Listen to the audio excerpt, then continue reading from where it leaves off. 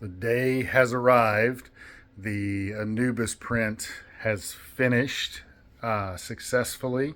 I'm very happy with the result. I am planning to give it a coat of paint to make it look like a bronze finish, but the big reveal is this turned out amazing. And this is huge. I mean, that's my hand compared to it.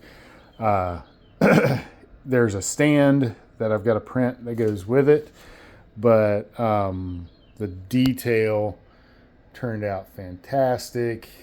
The ears are great. I'm just super, super, super happy with how that turned out. So stay tuned for more. I'll show the final painted product when I get that done.